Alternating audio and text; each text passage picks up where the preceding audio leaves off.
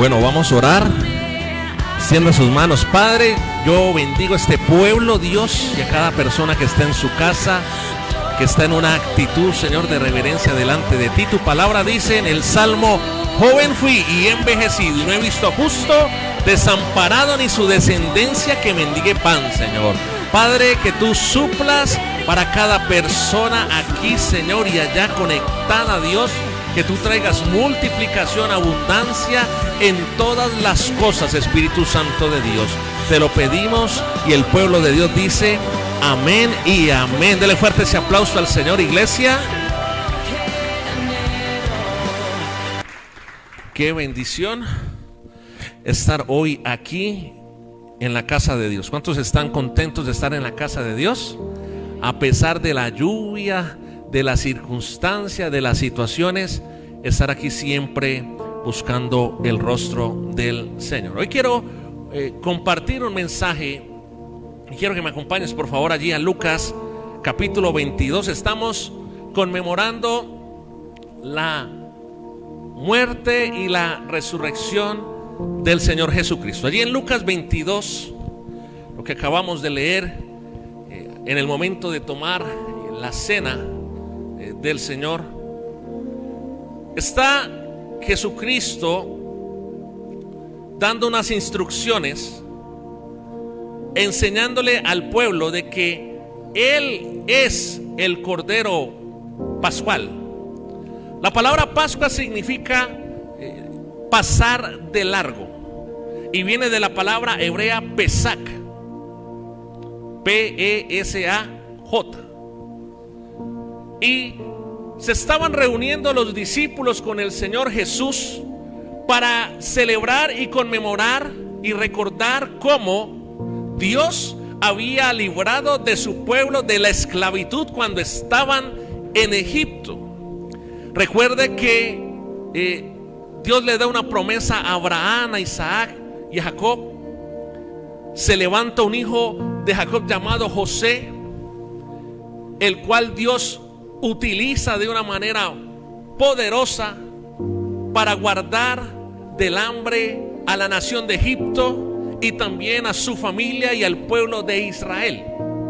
José es vendido como esclavo, entra en Egipto. A través de José entra el pueblo de Israel a Egipto, y pasan muchísimos años donde el pueblo se fortalece, crece y se multiplica. Pero dice la palabra que se levanta un faraón que no conocía a José y por ende desconocía al pueblo, y comienza a subyugar al pueblo, a esclavizar al pueblo, a colocar pesadas cargas en el pueblo. Y dice la palabra de Dios en Éxodo 2 que entonces el pueblo de Dios comienza a levantar un clamor. ¿A levantar un qué? Un clamor. Y cuando el pueblo de Dios estaba en aflicción, estaba en tristeza, estaba en opresión, comienza a clamar. Dios se acuerda de su pueblo y llama a un hombre llamado Moisés. Si usted conoce la historia, Moisés comienza a confrontar a Faraón y a decirle: deja libre a mi pueblo para que le celebre fiesta al Señor en el desierto. Y vienen las 10 plagas, y las 10 plagas representaban las deidades supremas de los egipcios, un pueblo egipcio que era politeísta, que dicen los estudiosos que llegaron a tener más de 3,000 dioses falsos, pero dentro de esos 3,000 dioses falsos habían 10 que eran las deidades supremas, los dioses principales. Por eso son 10 plagas. Y Dios le demuestra, castigando al pueblo de Egipto con esas plagas, que eran entre comillas los dioses que ellos adoraban. Les demuestra el Señor que por encima de Él no hay ningún otro Dios, no hay ningún otro Señor. Y cada plaga lo que pretendía era que Faraón dejara de empuñar su mano, dejara de tener esa obstinación y procediera a libertar a los hijos de Dios. Y la última plaga fue la plaga de la mortandad de los primogénitos. Y en ese momento entonces el Señor Dios Todopoderoso le dice a Moisés: ve y sacrifica corderos en el pueblo. Dile a cada persona que sacrifique cordero para que tomen la sangre y la puedan untar en los dinteles de las puertas y de las ventanas, porque cuando pase el espíritu de muerte, todos los primogénitos van a morir, y las casas que no tengan esa señal, esa sangre era la señal, era algo que estaba proyectándolo por venir, como la sangre vencería la muerte. Desde ahí comienza una cristofanía, desde allí comienza a mostrarse el vestigio del sacrificio de Cristo en la cruz del Calvario, como la sangre de Cristo, como la muerte de un cordero era más poderoso que la misma muerte. ¿Cuánto me están entendiendo? Y allí entonces, cuando viene el espíritu de muerte, comienza a ver las casas de los judíos, de los hebreos, y ve la marca, la señal de la sangre, y pasa por alto. Por eso se llama, por eso la palabra Pesach en el hebreo, que significa pasar por alto. Se saltó esa familia, se saltó ese primogénito. Vino protección de la muerte, y no solamente eso, sino que ataca al primogénito de Faraón, y habiendo fallecido el primogénito de Faraón, entonces Faraón deja de endurecer su corazón y proclama libertad para el pueblo. Entonces eso es lo que significa Pascua desde la mirada del Antiguo Testamento. Eso era lo que estaba celebrando Jesucristo allí en Lucas 22. Estaban conmemorando la libertad, pero lo que el Señor le estaba diciendo a los discípulos allí en Lucas 22 es que vendría una Pascua que sería mucho más grande, mucho más influyente, mucho más poderosa. Habría una libertad universal a través del sacrificio en la cruz que Él iba a hacer. La muerte de Jesucristo, lo que hizo Moisés fue grande, porque fue sacar a toda una nación, al pueblo de Dios, de esclavitud, de opresión, de servidumbre, de yugos. Pero lo que hizo Jesucristo en la cruz del Calvario fue lo más poderoso que se ha hecho y que se puede hacer en el universo entero. ¿Cuántos dicen amén acá? Porque nos saca, nos da la libertad, nos da las llaves a todos los que hemos creído en Él. Nos da llaves de libertad, nos da las llaves de la bendición. A través del sacrificio en la cruz nos da redención. La paga del pecado es muerte, dice la palabra, pero a través del sacrificio de Jesús en la cruz del Calvario, ya nosotros no tenemos que pagar con muerte, sino que Dios nos ha dado vida eterna. ¿Cuántos aquí han recibido vida eterna del Señor? Digan amén. Y allí empieza el Vía Crucis de Jesús. Allí, cuando está cenando con sus discípulos, comienza a vivirse la pasión de Cristo, la vía dolorosa de Jesucristo. Porque después de la cena, Jesús sube a orar en el Getsemaní. Él sabía, cuando estaba compartiendo la Pascua, Él les dijo: esta es mi última Pascua, no voy a volver a cenar, a celebrar Pascua con ustedes hasta que se establezca el reino de Dios. Porque Jesucristo murió en la cruz del Calvario para darte salvación a ti y a mí, pero para que se establezca el reino de Dios en tu vida, el reino de Dios en tu familia. Y sube Él entonces a orar en Getsemaní. Él sabía lo que se vaticinaba en los aires. Y usted conoce la famosa oración que hace el Señor. Dice la palabra que Él comenzó a vivir una tremenda lucha mental, espiritual. Había una concentración de las tinieblas muy fuerte. Y entonces Él dice: Señor, Padre, si quieres, pasa de mí esta copa, pero no se haga mi voluntad, sino la tuya. Y cuando comienza entonces Jesús y baja del monte Getsemaní, vienen a arrestarle, y comienza el camino de la crucifixión. Y en ese camino de la crucifixión hay diferentes agentes que participan allí, que salen a luz, que la Biblia los relata, y cada uno tiene una característica puntual, particular, que sigue siendo propicia para este tiempo, que nos sigue dejando una enseñanza para este tiempo. Jesucristo es arrestado, uno de sus discípulos lo entrega, Judas Iscariote lo vende por 30 monedas de plata lo entrega a los fariseos, a los sacerdotes religiosos de la época, lo que nos enseña que la religión para nada aprovecha. Los religiosos y los fariseos no entendieron que no se trataba del rito, se trataba de relación con Dios. Esto que hacemos cada vez que nos reunimos no se trata de un rito, no se trata de una religión, más se trata de que tú y yo podamos tener relación personal con Jesucristo. ¿Cuántos dicen amén? Y dice que entonces lo entregan y lo llevan a donde Poncio Pilato, y ahí empieza entonces la vía dolorosa, empieza el proceso de la cruz, de morir en la cruz, de ser crucificado, el mayor acto de amor por parte de nuestro Señor. Y la primera persona que aparece allí en escena, de las primeras personas que aparecen allí en escena, es precisamente Poncio Pilatos. Y quiero que me acompañe el libro de Mateo, capítulo 27, versículo 15, por favor.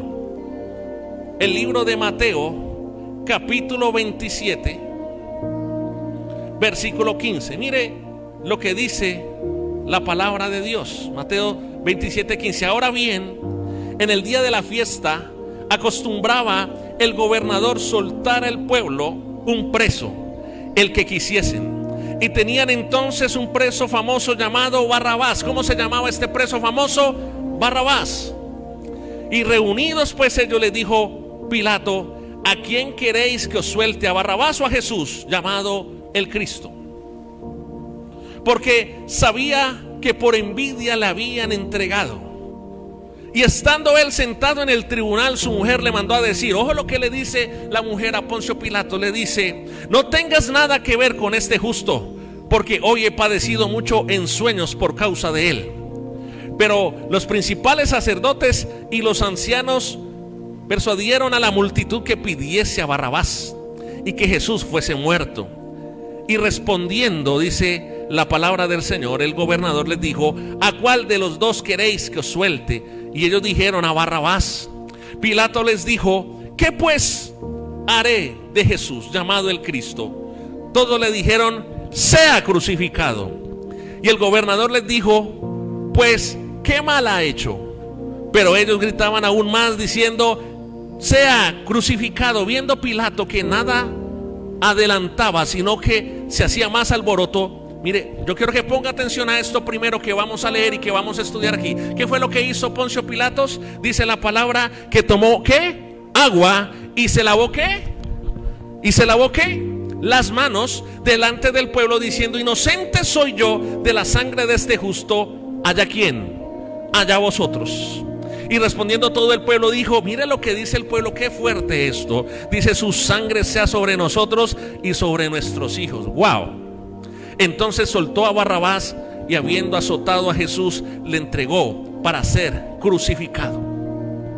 Yo veo en la actitud de Poncio Pilatos la actitud de alguien que no toma partido, que no toma una posición radical en Cristo Jesús. Poncio Pilato nos habla del prototipo de personas que no debemos ser tú y yo, dado que Poncio Pilato se dejó presionar de la gente. Poncio Pilato se dejó presionar de su familia, se dejó de presionar por muchas personas para que no fallara a favor de Jesús, sino por el contrario, fallara en contra de Jesús. Poncio Pilato, ese es el tipo de personas que toma decisiones para evitarse problemas. La decisión de liberar a Barrabás era una decisión que le iba a evitar problemas, porque estaba el pueblo, la muchedumbre presionando, los sacerdotes presionando. Tú no puedes ser un hombre, una mujer que tome decisiones bajo la presión de alguien. Tú no puedes tomar decisiones que te alejen de Jesús porque tu familia te está presionando, porque hay personas que te están presionando, porque hay amigos que te están presionando. En Cristo Jesús, déjame decirte algo: muchas de las decisiones que tomamos van a generar problemas y van a generar conflictos. Cuando tú tomas la decisión de jugártela por Jesús, eso en ocasiones va a generar problemas. ¿Cuántos me están entendiendo acá? Poncio Pilatos es el tipo de persona que toma decisiones, que no quiere asumir responsabilidades. Él, dice la palabra, se lavó las manos. Él tomó la decisión más fácil. Él tomó una decisión, él se libró de la responsabilidad. Y yo veo actitudes parecidas en Poncio Pilatos en el pueblo de hoy, en la iglesia de hoy. Veo personas que no quieren tomar decisiones, no quieren asumir responsabilidades en Cristo. Hoy la gente no quiere buscar más del Señor porque no quiere responsabilidades. La gente dice: yo quiero de Dios, pero sin compromiso. ¿Cómo es que dice la canción? Sin compromiso, tírate. No, eso no es. Hoy la gente no quiere compromiso con el Señor Jesús. Están como Poncio Pilatos. Su vida espiritual depende de la presión de la gente, depende de la presión de la familia. Se dejan presionar muchísimo. No podemos tomar decisiones para no enfrentar o no acarrear problemas, porque seguir a Jesucristo muchas veces va a generarte problemas, porque el mundo odia todo lo que es santo, el mundo odia todo lo que viene de Dios. Y por ende, si tú amas a Dios y si tú quieres llenarte de Dios, déjame decirte algo: el mundo también te va a aborrecer. Aló. Mateo 27:17 nos dice lo siguiente: reunidos pues ellos, les dijo Pilato: ¿a quién queréis que os suelte, a Barrabás o a Jesús, llamado el Cristo? Es una pregunta que hace el gobernador al pueblo. ¿Y cuál fue la respuesta del pueblo? ¿Que soltaran a Cristo o que soltaran a Barrabás? Alguien de una manera atrevida dice que la voz del pueblo es la voz de Dios. Con esta palabra queda totalmente demostrado que es falso. La democracia es el sistema de gobierno que tenemos en la voluntad permisiva de Dios. Pero la mejor estructura de gobierno es la teocracia, es cuando Dios gobierna. ¿Cuántos me están entendiendo? Cuando Dios gobierna tu vida, cuando Dios gobierna tu familia. Y el segundo tipo de personas que quiero hoy ministrarte y enseñarte es precisamente el pueblo. ¿Y cuál es la característica del pueblo allí en Mateo 27:17? Que el pueblo tiene la costumbre de elegir mal. ¿Cuáles son las decisiones que estás tomando? ¿Cuáles son las elecciones que estás tomando? El pueblo, dice allí cuando leíamos en Mateo 27, toma la decisión de pedir a Barrabás. El pueblo no tomó la decisión correcta. El pueblo no eligió a Cristo. Hoy en día hay muchas personas que eligen lo que no es Cristo. Tú debes ser un hombre, una mujer que elija todo lo que huele a Cristo. ¿Cuántos dicen amén? Todo lo que represente a Cristo, todo lo que signifique a Cristo, todo lo que honre a Cristo debe ser tu elección. El pueblo aquí nos muestra que eligen mal, le dan la opción. Yo creo que si pudiésemos repetir ese mismo escenario hoy y nos preguntaran: ¿a quién quieren elegir? Misión Carismática, ¿a Jesucristo o a Barrabás? ¿Cuál sería la respuesta de nosotros? Jesucristo. Pero el pueblo en ese momento no lo hizo así. El pueblo nos muestra la ingratitud que tenía con el Señor Jesús. Dice la palabra en Mateo 27:39, dice: y los que le pasaban le injuriaban meneando la cabeza y diciendo: tú que derribas el templo y en 3 días lo reedificas, sálvate a ti mismo. Si eres hijo de Dios, desciende de la cruz. El pueblo cambió lo santo por lo profano. Prefirió a Barrabás, que era un delincuente conocido, en vez del Señor Jesús, quien había sido el que les había servido, el que les había sanado, el que les había multiplicado el pan, el que les había multiplicado el pescado, el que les había sanado la suegra. Imagínense ese milagro tan impresionante. que te sanen la suegra, ¿cierto, Camilo? Eso es una cosa, uno dice, es un milagro sobrenatural.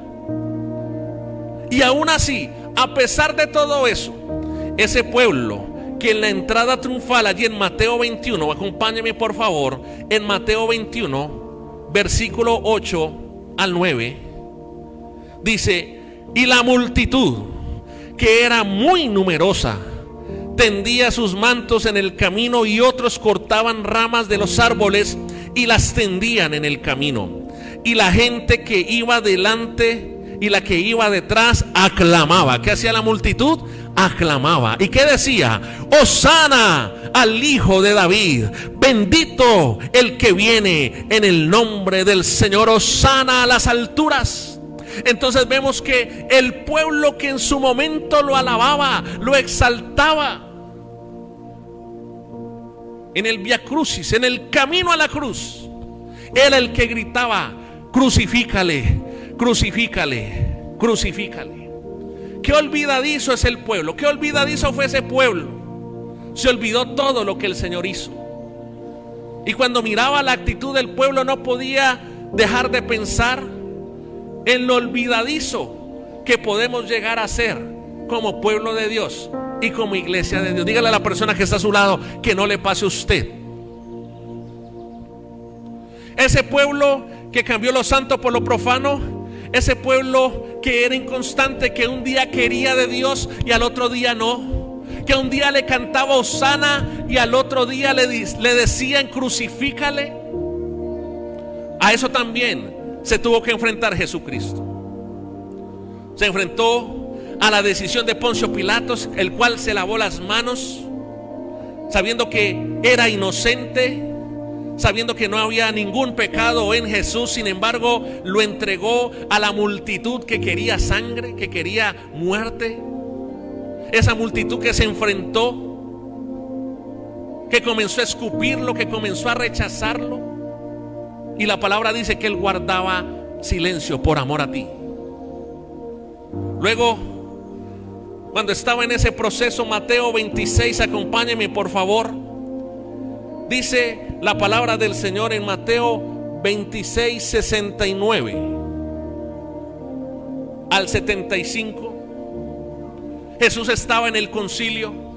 Jesús fue llevado a juicio sin merecerlo. Mateo 26, 69 dice: y entonces sucede lo siguiente, que cuando estaba Jesús en el concilio, estaba haciendo concilio sobre él, dice la palabra en Mateo 26, 6, 9, Pedro estaba sentado afuera en el patio, y se le acercó una criada diciendo: tú también estabas con Jesús el Galileo. Mire lo que dice el verso 70 de Mateo 26. Mas él negó delante de todos diciendo: no sé lo que dices. Y saliendo él a la puerta, le vio otra y dijo a los que estaban allí: también este estaba con Jesús el Nazareno. Mire lo que dice el versículo 72. Pero él negó otra vez con juramento: no conozco al hombre.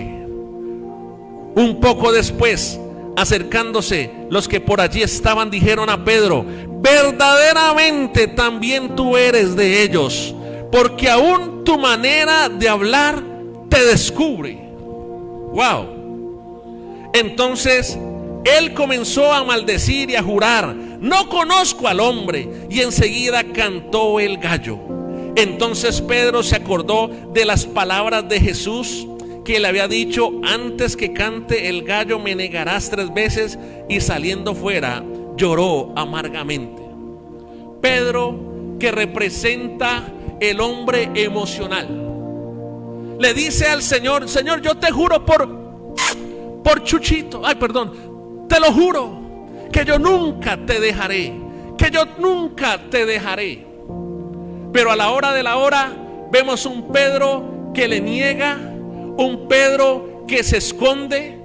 Y aquí quiero introducir el tercer punto. Los Pedros son esas personas que niegan a Jesús en medio de la circunstancia.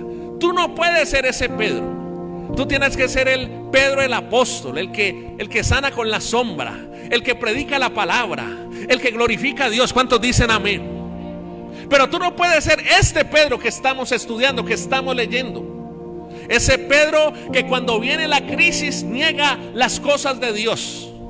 Dice la palabra allí en Mateo 26:58, mas Pedro le seguía de lejos hasta el patio del sumo sacerdote, y entrando se sentó con los alguaciles para ver el fin. Cuando vino la circunstancia, cuando vino el momento difícil, Pedro tomó la decisión de seguir al Señor de lejos. Y hoy en día hay mucha gente que quiere seguir al Señor, pero de lejos, despacito. Nos volvemos espirituales. Pastor, en el tiempo del Señor yo le voy a buscar. Esté tranquilo. Yo estoy tranquilo. Intranquilo debería estar usted, porque la palabra dice que el día y la hora nadie la sabe. Y si el Señor viene en el día de hoy, ¿cómo lo va a coger a usted? ¿Cuántos me están entendiendo acá? Pedro lo negó. Pedro fue esa persona que comenzó a seguir a Jesús de lejos. Pedro fue esa persona emocionalista. Tú no puedes ser un hombre, una mujer que busca al Señor por emociones. Hoy la iglesia del Señor está lleno del sentir. Hay pastores que no siento buscar. Hay pastores que no siento orar. Hay pastores que no siento ir a la iglesia. ¿Qué es eso? Una vida que se basa en las emociones. Tus emociones un día pueden estar bien, pero otro día pueden estar mal. Pero lo que siempre tiene que estar allí es la determinación de seguir a Jesús, pase lo que pase. ¿Cuántos dicen amén acá? Déselo fuerte. Pase lo que pase, no vas a retroceder. Pase lo que pase, vas a seguir adelante. Pedro era emocionalista. Pedro era esas personas que hacían las cosas por emociones y no por convicciones. Pedro ocultaba la fe. Él comenzó a ocultar la fe. Pedro se convirtió en ese momento en un cristiano de la secreta. Hoy a la gente busca ocultar su fe. No le da pena publicar en sus estados de Facebook, de WhatsApp, cualquier tipo de obscenidad, cualquier tipo de vulgaridad. Pero hoy a la gente sí le da pena publicar un mensaje de Cristo, publicar un versículo de Cristo. Somos como ese Pedro muchas veces, y ese no es el Pedro que el Señor Jesús necesita en este tiempo. Ese no es el Pedro emocionalista, no. Dios le cambia el nombre, porque antes de ser Pedro el nombre era Simón, que significa caña frágil que la lleva el viento. Tú no puedes ser una caña frágil que se la lleva el viento. Pedro significa piedra, Petros, una piedra firme. Debe haber firmeza en tu vida, debe haber firmeza en tu corazón, debe haber firmeza en tu fe. Y Jesucristo tuvo que también entonces padecer como Pedro le negaba 3 veces. Y cuando pasa esta situación, dice la palabra allí en Mateo 27:32. Quiero introducir otro cuarto agente, otro cuarto protagonista. Y dice Mateo 27:32, cuando salían, ya empieza entonces el proceso de crucifixión de Jesús. Recuerde que Jesús fue flagelado 39 veces, fue azotado por los romanos. 39 veces fue azotado. Su cuerpo fue cortado. Su cuerpo fue maltratado. Y dice la palabra que el proceso de la cruz no era simplemente llevarlo y crucificarlo y montarlo a la cruz, sino que él tenía que cargar su cruz. Tenía que cargar la cruz donde sería masacrado. Era una cruz muy pesada. Y como la cruz era muy pesada, dice la palabra en Mateo 27:32, que cuando salían hallaron a un hombre de Cirene que se llamaba Simón. ¿Cómo se llamaba este hombre? Simón. Y mire lo que dice allí, subráyelo. A este obligaron. ¿Qué fue lo que hicieron? ¿Y lo obligaron a qué? A que llevase la cruz. El siguiente tipo de personas son los Simón de Cirene del siglo XXI. ¿Cuáles son esos Simón de Cirene del siglo XXI? Son las personas que llevan la cruz por obligación. Son quienes hacen las cosas por imposición. Es el tipo de persona que tú y yo no podemos ser. Que hacemos las cosas por obligación, que hacemos las cosas por imposición y no por amor. Que hacen las cosas porque toca. A Simón de Cirene le tocó llevar la cruz, le tocó. No nos damos cuenta y a veces estamos viviendo una vida cristiana porque nos toca. Como decía ahora la pastora, tocó, me lo impusieron, me obligaron. Ese era Simón de Cirene. Y hoy en día puedo ver que en la iglesia del Señor hay muchos Simón de Cirene que están haciendo las cosas por obligación. Yo no sé usted, pero yo hubiese dado todo para ser Simón de Cirene, para tener el privilegio de llevar la cruz de mi Señor, de tener el privilegio de acompañar a mi Señor Jesús en el proceso de la cruz. Y mire cómo todo se comienza a conectar. Hoy la gente no quiere tener compromiso con la cruz porque la cruz representa muerte. Seguir a Jesús va a implicar que muchas veces vas a morir a ti mismo. Vas a morir a ti mismo. Vas a tener que desprenderte de cosas, pero de las cosas que te hacen daño. Porque escúchame, Jesús nunca te va a pedir algo, nunca te va a quitar algo que genere bienestar. Él te va a pedir, Él te va a quitar lo que te genera un malestar, lo que no es de bendición. ¿Cuántos me están entendiendo acá? Pero a veces nosotros nos aferramos a lo malo, a veces nosotros nos aferramos a lo que nos hace daño y no entendemos lo que significa ir a la cruz del Calvario. Ese era Simón de Cirene. ¿Qué nos enseña hoy el Señor a través de esta palabra, a través de esta persona? Que la iglesia de este tiempo debe ser una iglesia voluntaria. ¿Cómo debe ser la iglesia de este tiempo? Voluntaria, que hace las cosas con un ánimo voluntario, que hace las cosas con un espíritu lleno de amor, que hace las cosas con un espíritu lleno de compromiso.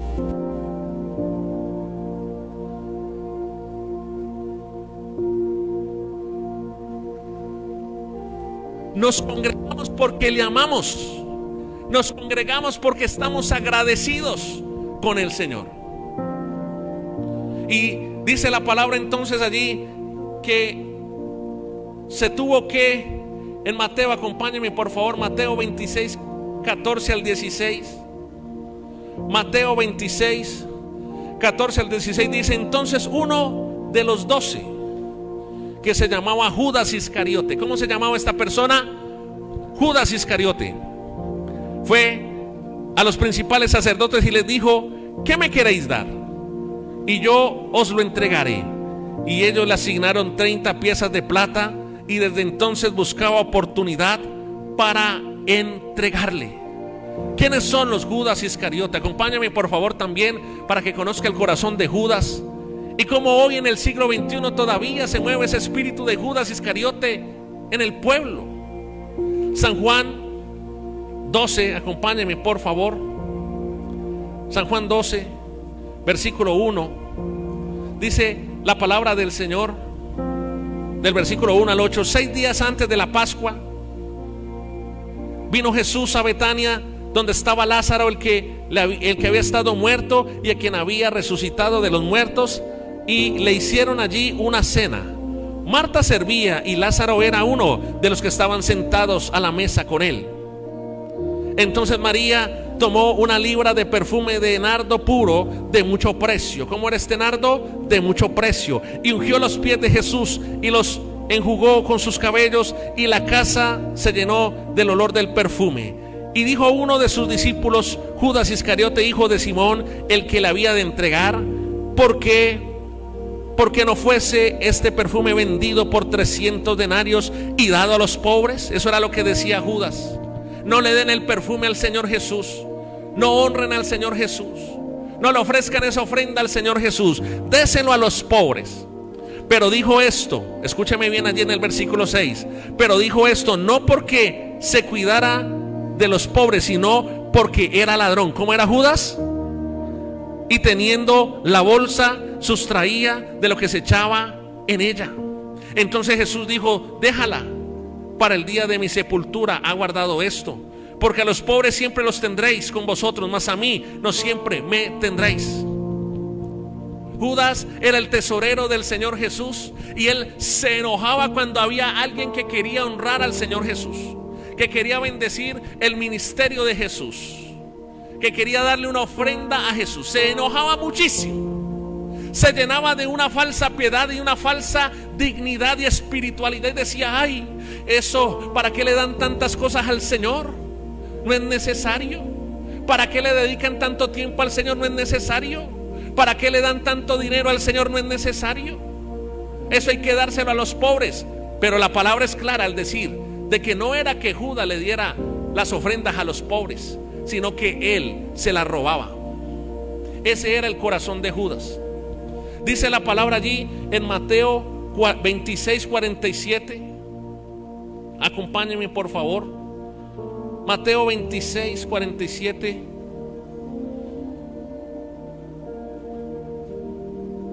Dice la palabra del Señor, Mateo 26:47 al 48. Dice: y mientras todavía hablaba, vino Judas, uno de los 12, y con él mucha gente con espadas y palos de parte de los principales sacerdotes y de los ancianos del pueblo.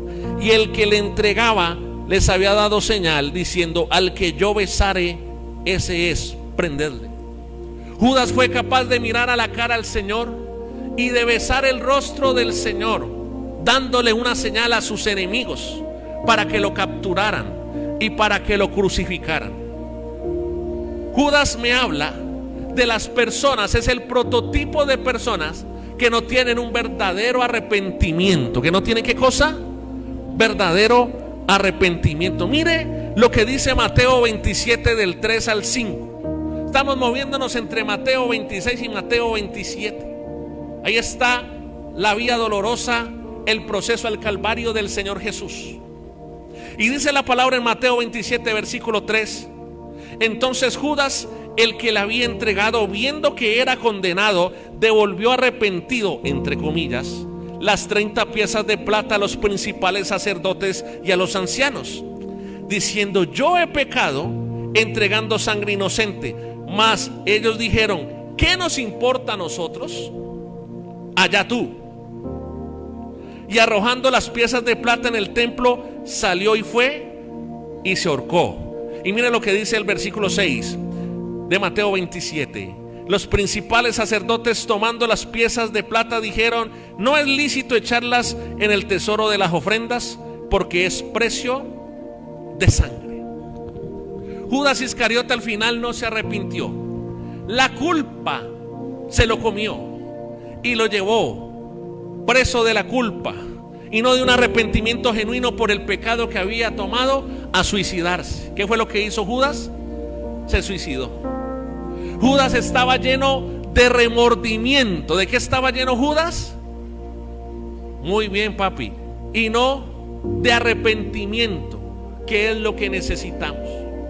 El pueblo de Dios, la iglesia de Dios, tu vida y la de tu familia, debe vivir una vida de arrepentimiento genuino. Es decir, que si estás cometiendo un pecado que ofende a Dios, si estás haciendo algo que no agrada a Dios, el arrepentimiento te lleva a dejar de hacerlo y a no repetirlo más. ¿Cuántos me están entendiendo acá? Judas Iscariote era un hombre que no se arrepentía, era un hombre que vivía de remordimiento en remordimiento, y llegó un momento donde el remordimiento fue tan grande que no tuvo otra, sino que se ahorcó, se suicidó.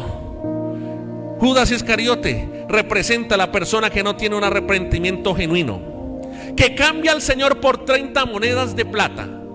Qué fácil es cambiar hoy en día las cosas de Dios por 30 monedas de plata. Entiéndase, 30 monedas de plata, algo que no tiene valor. ¿Qué son 30 monedas de plata?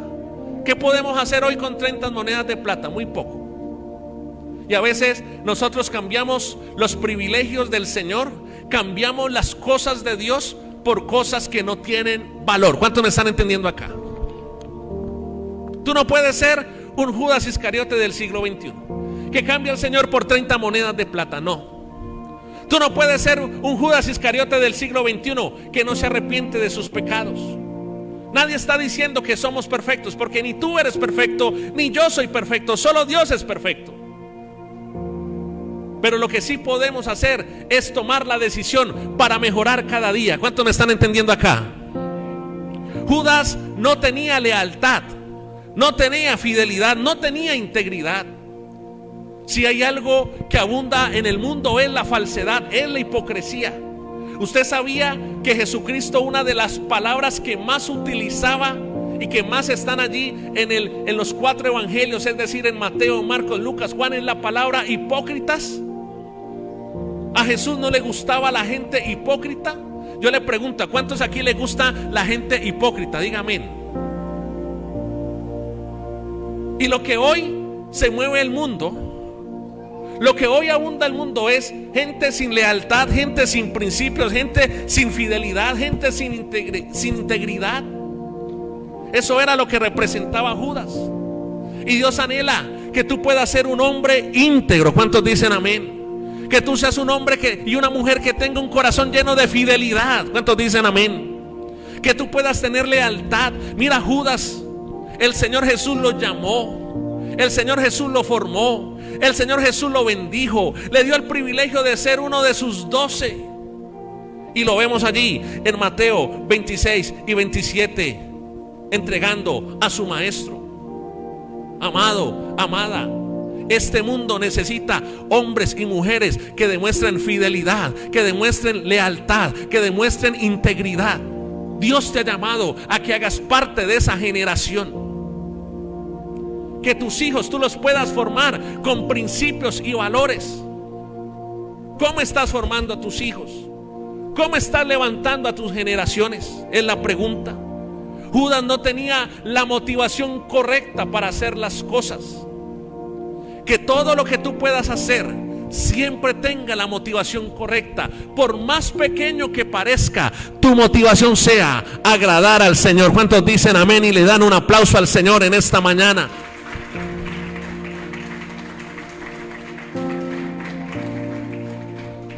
Lucas capítulo 23. Lucas capítulo 23. Mire lo que dice la palabra del Señor. Lucas 23, 39 al 43. Lucas 23, versículo 39 al 43. Dice lo siguiente. Ya está Jesús en la cruz. Pero Jesús no fue el único crucificado en ese día. Había también otras 2 personas. Y dice la palabra en Lucas 23, versículo 39. Y uno de los malhechores que estaban colgados le injuriaba, diciendo: si tú eres el Cristo, sálvate a ti mismo y a nosotros. Respondiendo el otro, este era más sensato. Lucas 23, 40. Respondiendo el otro, le reprendió diciendo: ¿ni aún temes a Dios estando en la misma condenación? Wow. Nosotros, a la verdad, justamente padecemos porque recibimos lo que merecieron nuestros errores, nuestros hechos, mas este ningún mal hizo. Y dijo a Jesús: acuérdate de mí cuando vengas en tu reino. Entonces Jesús le dijo: de cierto te digo que hoy estarás conmigo en el paraíso. Los ladrones crucificados. Vemos 2 tipos de ladrones. Uno, el primero de ellos, el que a pesar de estar pasando un muy mal momento. ¿Cuántos en alguna etapa de su vida han pasado un mal momento, una situación difícil? Creo que todos. Si usted no le ha tocado al final, le pido por favor ore por mí y me imponga manos. Y a pesar este varón de pasar un muy mal momento, una muy mala situación, de estar ya prácticamente al borde de la muerte, renegaba, criticaba, blasfemaba de Cristo, no tenía temor de Dios. Cualquier parecido con la realidad no es pura coincidencia. ¿Conoces a alguien que esté viviendo un mal momento y en vez de buscar de Dios lo que hace es renegar de Dios? En vez de tener un corazón lleno de humildad, lo que hace es blasfemar de Dios, lo que hace es quejarse. Esa era la actitud del primer ladrón. No aprovechó la oportunidad que sí aprovechó el segundo. Toma nota allí de esto. El segundo ladrón es el que aprovecha la oportunidad de estar cerca de Jesús. Estamos como pueblo del Señor aprovechando la oportunidad de estar cerca de Dios, porque escúchame, cuando Jesucristo muere, dice la palabra que el tabernáculo, que se caracterizaba por 3 estaciones, para que lo vea más fácil y más sencillo. Uno era los atrios, que era la entrada al tabernáculo. La segunda era el lugar santo y la tercera era el lugar santísimo. Y lo que separaba el lugar santo del lugar santísimo era un velo así, muy pesado. Y eso era lo que hacía separación. En el lugar santísimo estaba el arca del pacto, que tenía las tablas de la ley, la porción de maná y la vara de Aarón que reverdeció.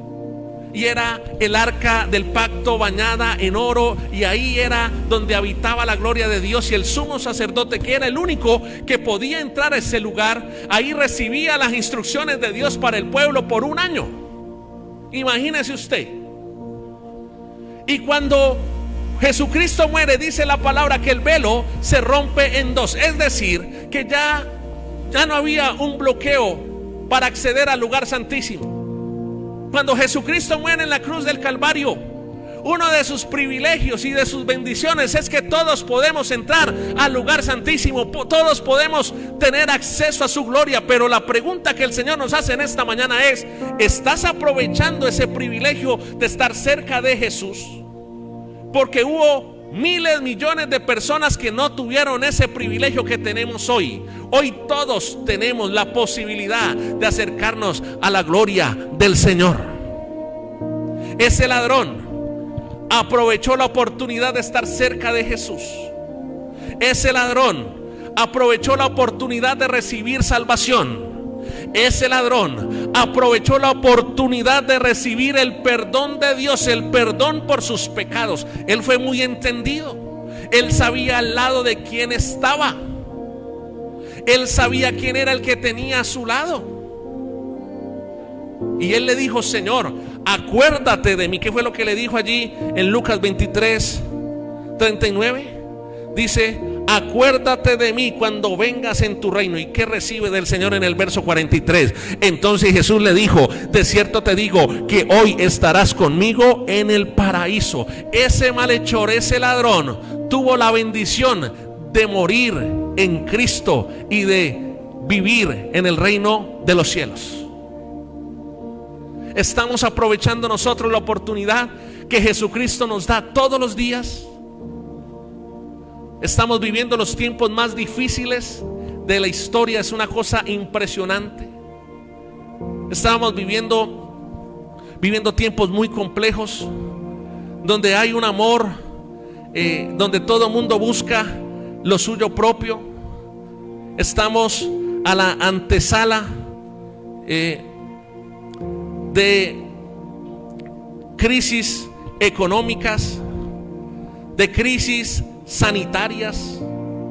Estamos enfrentándonos a momentos de desempleo. Hoy las cifras de desempleo son altas, son históricas, no solamente en Colombia, sino a nivel mundial.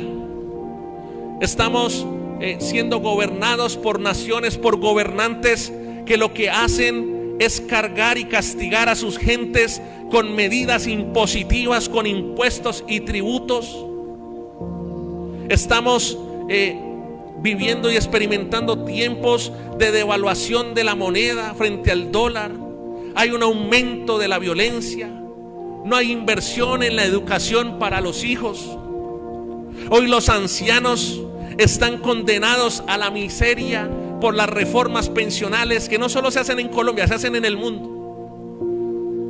Porque como va la situación, estamos en la antesala de un nuevo orden mundial. Y créame que en ese nuevo orden mundial los que van a gobernar no son ningunos angelitos, ni son ningunos angelitos. Estamos viendo cómo se restringen las libertades. Hoy, si hay alguna cosa que a un gobierno no le gusta, entonces comienza a coartar las libertades. O hacen lo que quiero o los encierro. Ya no podemos tener las mismas libertades de antes y nos dicen ya la vida cambió, ya la vida no va a ser igual que antes. Y ante ese escenario que estamos viviendo y que se viene y que se va a encrudecer, estamos aprovechando las oportunidades que Dios nos da de estar cerca de Jesús. Pregúntele a la persona que está sola, dígale: ¿lo estás aprovechando? Tóquelo allí, chúselo, métale el aguijón que sienta el coce. Ese ladrón se aprovechó. Ese ladrón se aprovechó la oportunidad de buscar de Dios. Ese ladrón sí aprovechó la oportunidad de estar cerca de Dios, de entregarle su corazón al Señor. Pero ahí mismo, en ese momento de la cruz, allí en Mateo 27:35, mire lo que dice la palabra. Mateo 27:35. Hay muchos agentes allí. Voy a terminar con dos y oramos. Mateo 27:35 dice: y cuando le hubieron crucificado, Mateo 27:35, repartieron entre sí sus vestidos, echando suertes para que se cumpliese lo dicho por el profeta. Partieron entre sí mis vestidos y sobre mi ropa echaron suertes. ¿Sabe por qué se repartían los vestidos? ¿Por qué buscaban tomarse los vestidos del Señor Jesús? Porque los vestidos del Señor Jesús eran finísimos. ¿Cómo eran los vestidos? Él no vestía de cualquier manera. El ministerio del Señor Jesús era próspero. Él tenía buenos vestidos, sus discípulos también. Sus túnicas tenían mucho valor. Y los centinelas, los centuriones que estaban allí, se estaban peleando los vestidos. Se estaban peleando los vestidos. ¿Y sabe qué significa eso? La gente que se preocupa de lo externo, escríbalo allí, la gente que se preocupa de lo material. ¿Usted cree, hermano, que yo voy a estar allí al lado de Jesucristo, allí al lado de la cruz, allí pegadito en la cruz, y voy a estar pensando en un vestido en vez de estar pensando en Jesús, de estar viviendo el momento de rendir mi corazón delante de Jesús? Pero eso es lo que pasa hoy en día. Hoy en día la gente, por estar preocupándose por lo externo, por lo superficial, por lo material, por estar pensando en esos vestidos, no reciben lo eterno, no reciben lo espiritual, no reciben la salvación, no reciben lo que viene de Dios. Porque los vestidos, para que usted me entienda, los vestidos es lo que perece. Los vestidos es lo material que no es eterno. Y amén, necesitamos provisión. Amén, necesitamos recursos. Amén, necesitamos finanzas. Amén, necesitamos el sustento, el alimento. Esas cosas son necesarias, pero no te pueden desenfocar de lo más importante, que son las cosas de Dios. ¿Cuántos dicen amén acá? Ellos estaban allí, la túnica. Yo me quedo un pedazo, déjame yo empeño, esto me sirve para pagar el arriendo. Y hay gente que se la pasa así: ay, yo tengo que conseguir para esto, para aquello. Y te invito a la iglesia: no, pero es que tengo que conseguir. Ay, no, pero es que tengo que trabajar. Te invito a que busques de Dios. No, yo más bien trabajo aquí este día. Mira, al final, si algo nos ha enseñado, y que es, y esto es como un cliché decirlo, ¿no? Porque uno piensa que la pandemia nos ha enseñado cosas, pero uno realmente ve a la gente más o menos igual.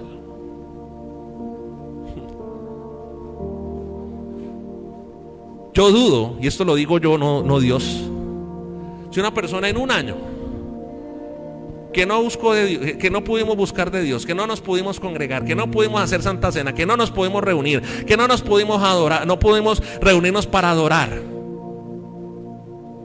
Y ahorita, un año después, que ya estamos teniendo la posibilidad de reunirnos, no sé hasta cuándo, y escríbalo, no sé hasta cuándo. Yo le oro al Señor que ya no nos volvamos a encerrar, pero a veces lo veo complicado. Y después de un año, como es un año donde muchas personas se murieron, donde vecinas se murieron, donde gente perdió el empleo, donde pasaron tantas cosas, y teniendo la oportunidad de buscar a Dios y no lo hicieron, yo creo que ese tipo de personas ya no aprendieron la lección.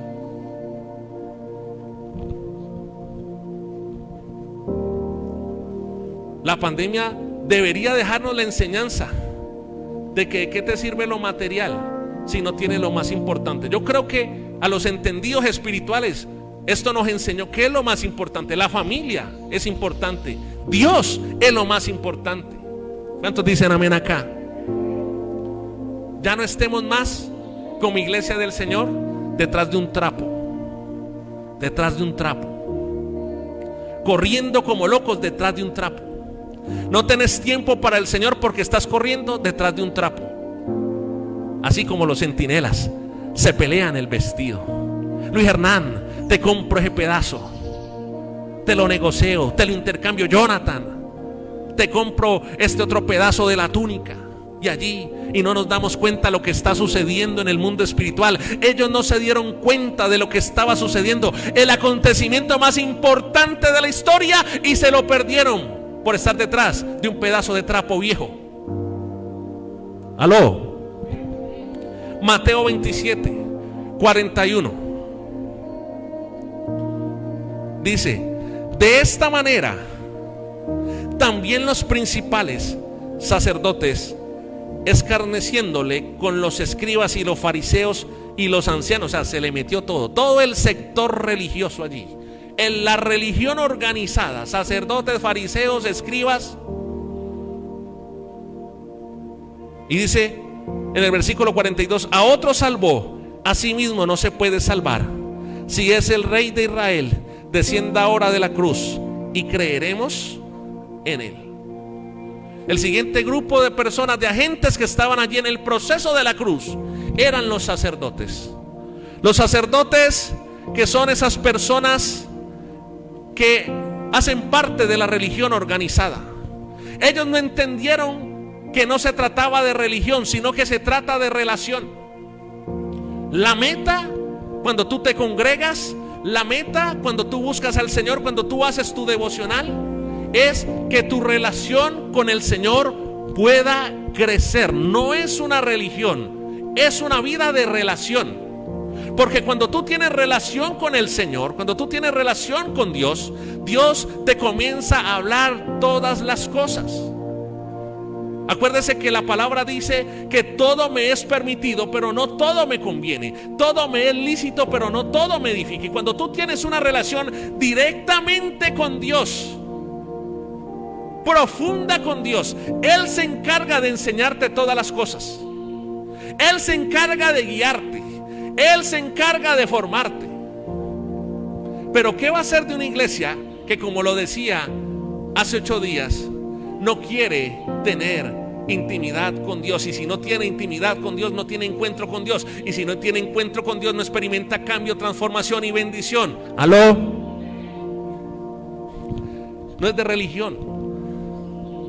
Esto no es un rito. Se trata de relación.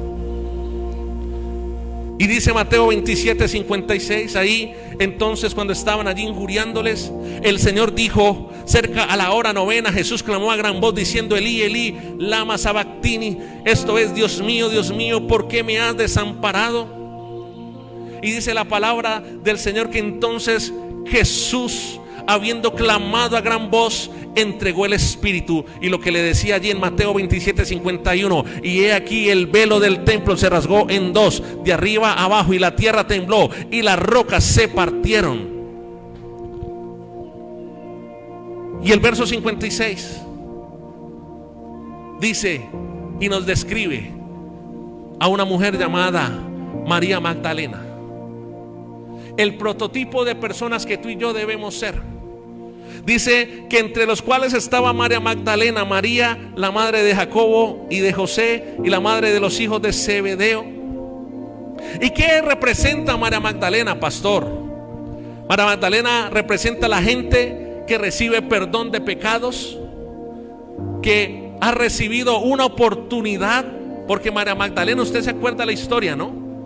La pillaron en fragancia y estaba a punto de ser lapidada, y en ese momento aparece la misericordia y el amor de Jesús y les dice a los que estaban allí: el que esté libre de pecado, que tire la primera piedra.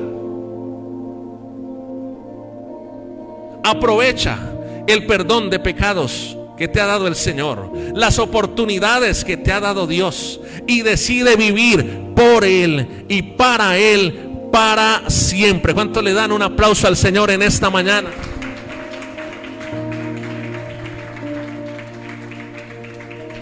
Y el Señor Jesús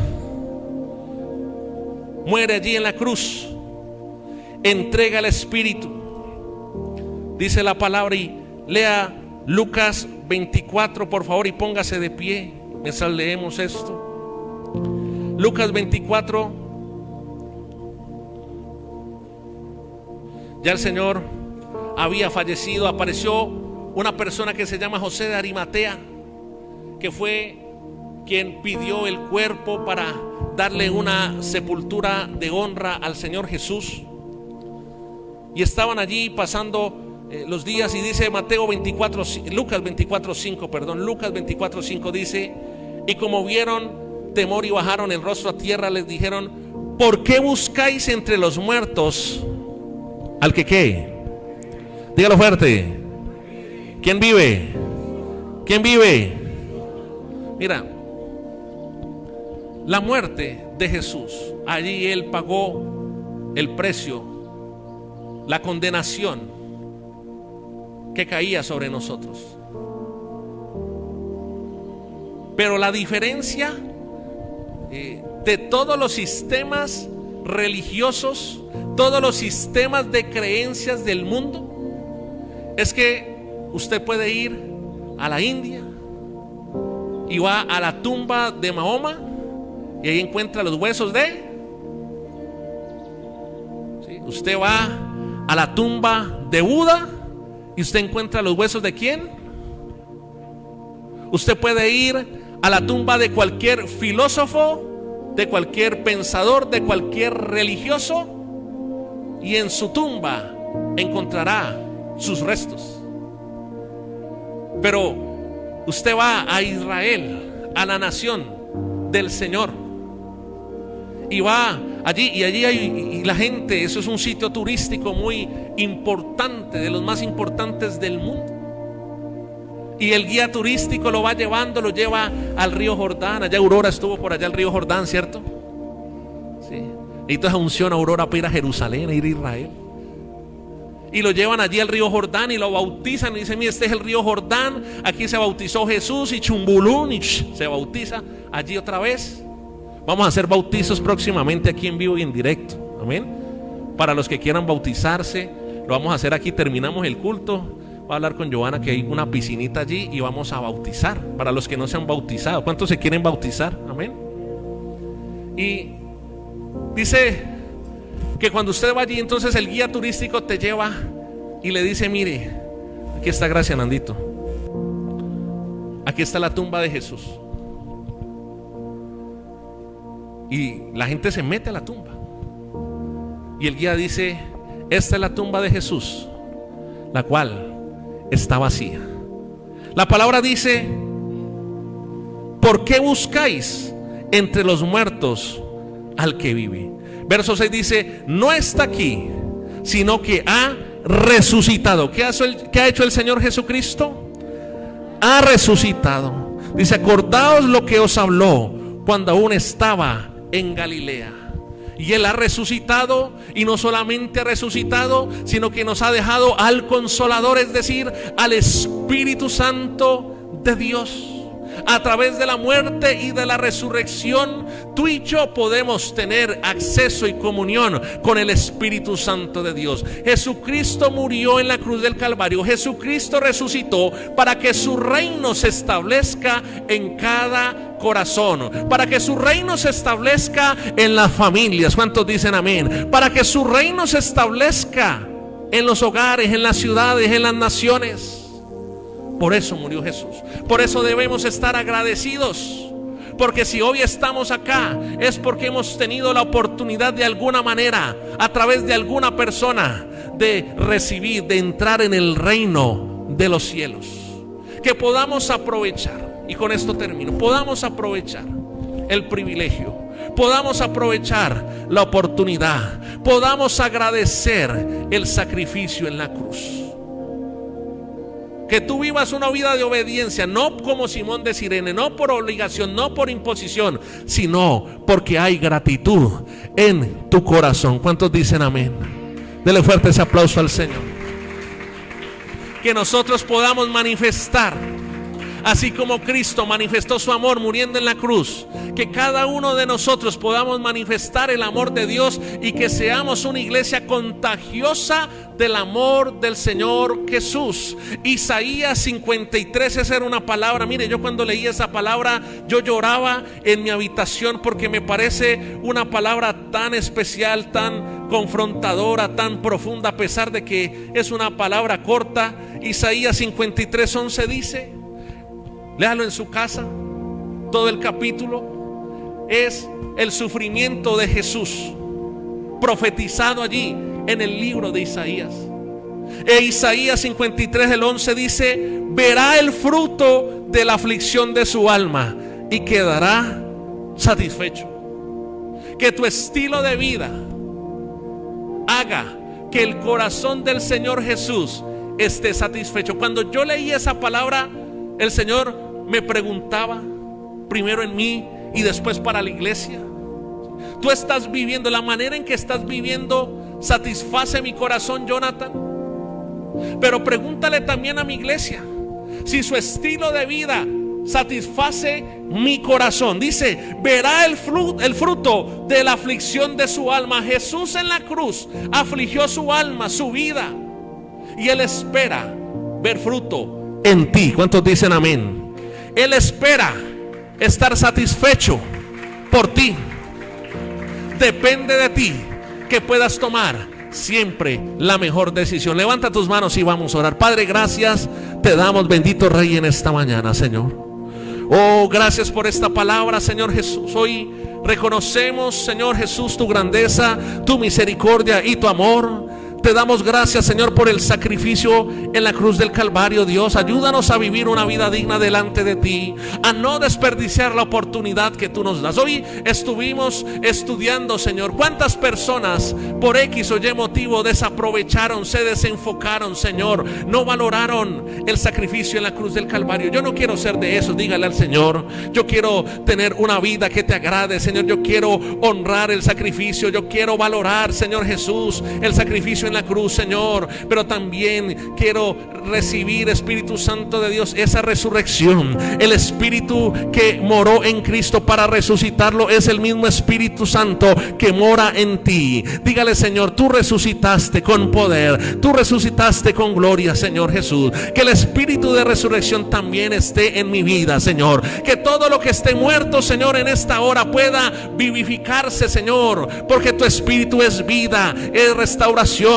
es resurrección, Señor. Te lo pedimos en esta hora, Dios. Señor, que tu reino se siga extendiendo. Ese sacrificio en la cruz provocó el movimiento más grande de toda la tierra, el movimiento más grande en la historia de la humanidad, Señor. Y este movimiento sigue creciendo con cada iglesia, sigue creciendo con esta iglesia, Señor. Te pedimos que tu reino se siga extendiendo en mi vida. Dígale al Señor allí: que tu reino se siga extendiendo en mi vida, en mi corazón, en mi familia. Te lo pedimos en esta hora, en el nombre de Jesús. Gracias te damos, Dios. Te glorificamos, te exaltamos. Y el pueblo del Señor dice amén y amén. Dale fuerte ese aplauso al Señor.